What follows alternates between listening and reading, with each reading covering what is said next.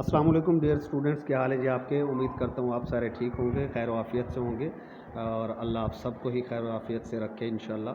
शुरू करते हैं अल्लाह के पाक नाम से जो बहुत ही मेहरबान और निहायत ही रहम करने वाली ज़ात है। अच्छा, जैसा कि आप सबको पता है कि पार्ट्स ऑफ स्पीच आपको इंग्लिश में हम करवा चुके हैं। इंग्लिश का जो सेटअप चल रहा है, आहिस्ता आहिस्ता इंशाल्लाह आपको सारी चीज़ें करवा दी जाएंगी। हमारे यहाँ कोई ऊंची दुकान फीके पकवान वाला काम नहीं है। बड़ी नॉर्मल सी फ़ीमेल अल्हम्दुलिल्लाह आपको कोशिश मैं कर रहा हूँ और हमारी एकेडमी की यही कोशिश है कि टू दी पॉइंट जो इम्पोर्टेंट चीज़ें हैं ना, जो बार बार पेपर्स में पूछी जाती है, वही आपको करवाई जाए। और आपका ये नहीं है कि 2-2 घंटे के लेक्चर्स आपको देकर आपका टाइम वेस्ट किया जाए। हर सब्जेक्ट आपको टू दी पॉइंट करवाया जा रहा है। यही हमारा एकेडमी का मकसद है। और ज़ाहिर सी बात है, पार्ट्स ऑफ स्पीच आपके हो चुके हैं, तो अब हमने आपको जो सेंटेंसेस हैं उनकी टाइप्स करवानी है, जिसके अंदर आज हमने आपको कंडीशनल्स करवाने हैं। ठीक है, कंडीशनल की जितनी भी टाइप्स हैं वो सारी की सारी आज हो जाएंगी। फिर आपको नेक्स्ट लेक्चर में जो सिंपल कम्प्लेक्स कंपाउंड सेंटेंसेस है वो करवाए जाएंगे। उसके बाद जितनी भी सारी इंग्लिश की चीज़ें वो सारी एक एक करके आपको करवा दी जाएंगी। ठीक है जी, तो स्टार्ट करते हैं। कंडीशनल में सबसे पहले आपके पास जो कंडीशनल है वो है ज़ीरोथ कंडीशनल। अब अगर आप इसके इस्तेमाल पर गौर करें तो जब भी आप हकाइक के बारे में बात करेंगे ना, जब भी आप हकाइक के बारे में बात करेंगे तो आपका कहने का मकसद ये होगा कि आप ज़ीरोथ कंडीशनल की बात कर रहे हैं। बस ये चीज़ जहन में रखें जब भी आप हकाइक की बात करेंगे। और हकाइक में अगर उर्दू के फ़िक्रे में आप इसकी सेंटेंस स्ट्रक्चर को देखेंगे तो कुछ यूँ होगा, अगर ये हो तो ये होता है, अगर ये हो तो ये होता है। इसका मतलब है कि दोनों जो क्लासेस होंगी उनके अंदर आप प्रेजेंट का यूज़ करेंगे। मतलब स्टार्ट में तो ऑफ कोर्स आपके पास इफ़ ही आएगा और उसके बाद इफ़ के फ़ौरन बाद आपका प्रेजेंट सिंपल आएगा और आगे भी आपका प्रेजेंट सिंपल ही आएगा। कहने का मतलब ये है कि ज़ीरोथ कंडीशनल में कोई पास्ट नहीं होता, कोई फ्यूचर का इस्तेमाल नहीं है। दोनों क्लासेस के अंदर इफ़ वाली क्लास के अंदर भी प्रेजेंट आता है और जो सेकंड क्लॉज होती है आपकी उसके अंदर भी प्रेजेंट आपके पास सिंपल यूज़ होता है। ठीक है, मतलब दोनों सेंटेंसेस में अगर आपके पास प्रेजेंट हो, दोनों सेंटेंसेस में, दोनों क्लॉजेज में अगर आपके पास प्रेजेंट हो तो आप उसे ज़ीरो कंडीशनल या ज़ीरोथ कंडीशनल भी कहते हैं। एग्जांपल्स आपके सामने जी, ज़रा गौर कीजिए।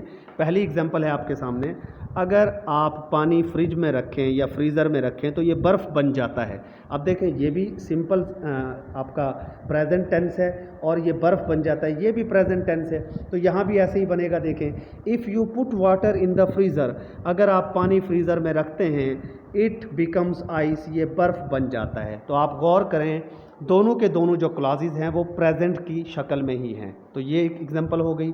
दूसरी एग्जांपल आप देखें, अगर आप बारिश में खड़े हों तो आप भीग जाते हैं। अब देखें, ये भी दोनों प्रेजेंट हैं। If you stand in the rain you get wet, अगर आप बारिश में खड़े हों तो आप भीग जाते हैं। दोनों के दोनों क्लॉजेज आपके पास ये प्रेजेंट के अंदर हैं। तो उम्मीद है आपको ज़ीरोथ कंडीशनल या ज़ीरो कंडीशनल इजीली यहाँ पर क्लियर हो गया होगा। उसके बाद हम बात करते हैं फर्स्ट कंडीशनल की। अब देखें, जब हम फर्स्ट कंडीशनल की बात करें तो फर्स्ट कंडीशनल में हम हमेशा मुस्तकबिल में कुछ अंदाज़ा लगाने की कोशिश करते हैं। पीछे जो ज़ीरोथ कंडीशनल था उसमें तो सारी बात प्रेजेंट की हो रही थी ना, लेकिन फर्स्ट कंडीशनल में आप हमेशा मुस्तकबिल का कुछ ना कुछ अंदाज़ा लगाने की कोशिश करते हैं। अब देखें, ये उर्दू में अगर आप फ़िक्रे पर गौर करें, अगर ये हो तो ये होगा। ठीक है, आप बात ये करेंगे, अगर अब ये होता है तो फ्यूचर में ये होगा। मतलब अब ये जो फर्स्ट कंडीशनल होगा इसमें जो इफ़ वाला सेंटेंस, इफ़ वाला जो पार्ट होगा उसके अंदर प्रेजेंट वर्ब होगा और जो सेकंड क्लास होगी उसके अंदर फ्यूचर वर्ब आप इस्तेमाल करेंगे। तो कहने का मकसद ये है कि फर्स्ट कंडीशनल दो टेंसेस से मिलकर बनता है, प्रेजेंट और फ्यूचर से, प्रेजेंट और फ्यूचर से। जबकि ज़ीरोथ में क्या था, दोनों प्रेजेंट ही थे। यहाँ पर पहला हिस्सा प्रेजेंट में होगा तो दूसरा फ्यूचर में होगा। हाँ, उलट भी हो सकता है, अगर पहला फ्यूचर में हो तो दूसरा प्रेजेंट में होगा। सिंपल बात, रट्टे वाली बात, प्रेजेंट और फ्यूचर का कम्बिनेशन बनेगा। देख लेते हैं, अभी एग्जांपल्स आपके सामने रख देते हैं। देखें, आप पहली एग्जांपल पर गौर करें, अगर बारिश होती है तो हम ट्रिप मनसूख कर देंगे। ठीक है, अब देखें, पहला जो इसका हिस्सा है वो है प्रेजेंट में, अगर बारिश होती है। अब दूसरी बात क्या है, हम ट्रिप मनसूख कर देंगे, यानी हम नहीं जाएंगे ट्रिप पर। ठीक है, तो देखें इंग्लिश के अंदर आप देखें, इफ़ इट रेन्स, अगर बारिश होती है, we will cancel the trip. दूसरा हिस्सा इसका फ्यूचर में है। इसी तरीके से आप दूसरी एक एग्जांपल देखें, अगर तुम तार को छुओगे तो तुम्हें बिजली का झटका पड़ेगा। If you touch the wire, पहला आपका प्रेजेंट में है, you will get an electric shock, तो तुम्हें करंट लगेगा। ठीक है, अब तीसरा सेंटेंस देखें, अगर आप ये वीडियो देखें तो कंडीशनल सीख जाएंगे आप अगर मेरी वीडियो देखेंगे, अगर आप मेरी वीडियो देखते हैं तो आप कंडीशनल सीख जाएंगे। If you watch this video you will learn conditionals. अगर आप ये वीडियो देखते हैं तो आप कंडीशनल से सीख जाएंगे।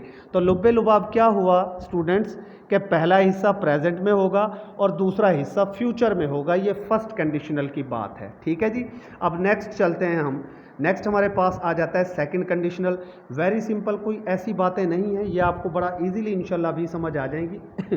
देखिए सेकंड कंडीशनल की जब हम बात करेंगे तो मौजूदा या मुस्तकबिल ज़माने में मौजूदा या मुस्तकबिल ज़माने में एक फ़र्ज़ी या नामुमकिन बात हम करेंगे। मतलब क्या होगा, सेकंड कंडीशनल होता ही हमेशा फ़र्ज़ी या नामुमकिन बात के लिए है, यानी जो काम हुआ नहीं होता लेकिन आप कह रहे होते हैं। जैसे यहाँ आप देखें कि अगर ये होता तो वो हो जाता, अगर ये हुआ होता तो वो हो जाता, अगर मैं इस मुल्क का वज़ीर आज़म होता तो मैं गरीबों के लिए बहुत सा काम करता, अगर मैं CSS पास कर जाता तो मैं एक अफसर बन जाता, अगर मैं मेहनत करता तो मैं पास हो जाता।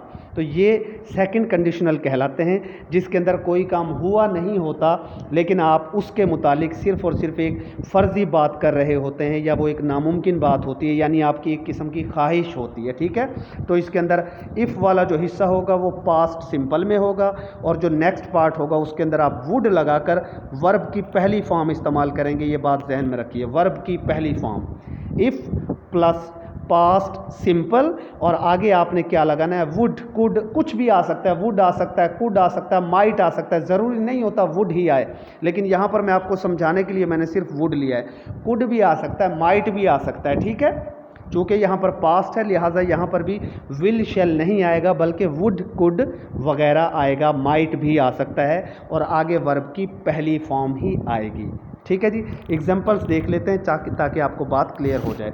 अगर आप अकेडमी को ज्वाइन करना चाहते हैं तो दिए गए नंबर पर व्हाट्सएप करके सेशन को फ़ौरन ज्वाइन कर लें। अगर मुझे इसका नाम पता होता तो मैं तुम्हें बता देता। If I knew his name, देखें ये पास्ट के अंदर, सिंपल पास्ट के अंदर आई वुड, और यहाँ पर देखें वर्ब की पहली फॉर्म है आई वुड टेल यू, तो मैं तुम्हें बता देता।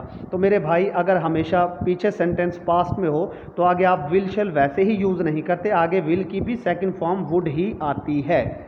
ये वैसे भी हर बंदे को पता होना चाहिए। If I knew his name I would tell you, पहला हिस्सा सिंपल पास्ट में है तो सेकंड पार्ट में वुड लगाकर वर्ब की पहली फॉर्म आपने इस्तेमाल की है। उसके बाद अगर आप नेक्स्ट देखें, अगर मैं लॉटरी जीत जाता तो पूरी दुनिया घूमता। अभी उसने लॉटरी जीती नहीं है, वो सिर्फ कह रहा है कि अगर मैं लॉटरी जीत जाता तो पूरी दुनिया घूमता। If I one the lottery, अगर मैं लॉटरी जीत जाता, I would travel around the world. अब आप देखें वुड के बाद हमने क्या लगाई है, वर्ब की पहली फॉर्म लगाई है। अच्छा, ये कुछ सेंटेंसेस ऐसे भी हो सकते हैं जिनके अंदर वो वुड की जगह पे माइट यूज़ कर सकता है, कुड यूज़ कर सकता है, लेकिन वहाँ पर भी केस यही होगा, वर्ब की पहली फॉर्म ही आपने इस्तेमाल करनी है। चाहे वुड हो, चाहे आपके पास कुड हो, चाहे आपके पास माइट हो, कुछ भी आ जाए, आपने वर्ब की पहली फॉर्म ही यूज़ करनी है, ठीक है जी। तो ये था आपका सेकंड कंडीशनल, उम्मीद है आपको समझ आ गया होगा। उसके बाद हम थर्ड कंडीशनल को देख लेते हैं, बड़ा इंपॉर्टेंट है जी। ऐसा काम जिसमें अब कोई तब्दीली ना की जा सके, ठीक है, वो पूरा हो चुका होता है, आप उसके अंदर कोई तब्दीली नहीं कर सकते, और वो सारी की सारी माजी की बात इसके अंदर होती है, ठीक है। ऐसा काम, अब देखें ये आप उर्दू में देखें, अगर ये होता तो वो हो चुका होता, मैं वो कर पाता, मैं वो कर सकता था। हालांकि वो चीज़ माजी में हो चुकी है, आप उसके मुतालिक कुछ भी नहीं कर सकते। ये थर्ड कंडीशनल है, लेकिन इसमें इफ़ वाला जो केस होगा वो सिंपल पास्ट नहीं होगा, पास्ट परफेक्ट होगा, और आगे वुड की बजाय वुड हैव आ जाएगा। अगर माइट हो तो माइट हैव आ जाएगा, कुड हो तो कुड हैव आ जाएगा, और वर्ब की भी पहली फॉर्म की जगह पे तीसरी फॉर्म लगेगी, ठीक है जी। उम्मीद है ये बात आपको यहाँ तक समझ आ गई होगी, ठीक है। यानी इफ़ पास्ट परफेक्ट के साथ आएगा, और वुड की जगह पर वुड हैव आ जाएगा, और वर्ब की पहली फॉर्म की जगह पर थर्ड कंडीशनल में वर्ब की तीसरी फॉर्म यूज़ की जाएगी। चलें जी आगे, इसकी एग्जांपल्स भी आपको बता देते हैं। एग्जांपल्स देखें जी, एग्जांपल्स में यहाँ पर आपके सामने हमने एग्जांपल्स रखी हैं। अगर मैंने तुम्हें देखा होता तो हेलो हाय ज़रूर करता। If I had seen you, अब देखें यार, अगर मैंने तुम्हें देखा होता तो मैं हेलो हाय ज़रूर करता, ये पास्ट परफेक्ट है, पास्ट परफेक्ट आप हमेशा हैड लगाकर वर्ब की तीसरी फॉर्म लगाकर बनाते हैं। इतना तो आपको उम्मीद है कि पता होगा कि पास्ट परफेक्ट में हैड का इस्तेमाल किया जाता है और वर्ब की तीसरी फॉर्म आती है। If I had seen you I would have, देखिए यहाँ पर वुड हैव लगेगा, I would have said hello, verb की भी तीसरी फॉर्म आई है। यहाँ भी वर्ब की तीसरी फॉर्म, यहाँ भी वर्ब की तीसरी फॉर्म। यहाँ पर आप हैड का यूज़ करेंगे और आगे वुड हैव का यूज़ करेंगे। नेक्स्ट एग्जाम्पल देखें, अगर मुझे मालूम होता तो मैं ये ना करता। इफ़ आई हैड नोन, अब देखें यहाँ पर भी वही हैड और तीसरी form, I would not have done that, would have लगाकर आपने वर्ब की तीसरी फॉर्म यूज़ की। एक और एग्जांपल देखें, अगर मुझे ये चैनल मिल जाता तो मैं इंग्लिश सीख लेता। अगर आपको हमारा चैनल मिल जाता तो आप इंग्लिश सीख लेते। अगर मुझे ये चैनल मिल जाता तो मैं इंग्लिश सीख लेता। इफ़ आई हैड फाउंड, देखें दोबारा से वही, if I had found this channel I would have learned English, I would have learned English. अच्छा, यहाँ पर ये लर्नड है ना, जो ये कुछ इंग्लिश के अंदर इसके ऊपर थोड़ा सा वो है, लर्नड भी होता है, और कुछ मतलब यह है कि ओल्ड इंग्लिश के अंदर लर्नड भी पढ़ाया, लर्नड भी पढ़ाया जाता है। तो ये दोनों ही ठीक समझे जाते हैं। बहरहाल ये एक कन्फ्यूजन है मॉडर्न और अपना ओल्ड इंग्लिश के दरमियान। लेकिन वुड हैव के बाद आप वर्ब की हमेशा तीसरी फॉर्म ही यूज़ करते हैं। अगर पाकिस्तान में ज़्यादातर लर्नड यूज़ हो रही है तो आप वो भी यूज़ कर सकते हैं। ठीक है जी, तो ये आपके पास कंडीशनल्स थे। उम्मीद है आपको सारे के सारे कंडीशनल समझ आ गए होंगे। स्टे ब्लेस्ड, अल्लाह हाफिज़।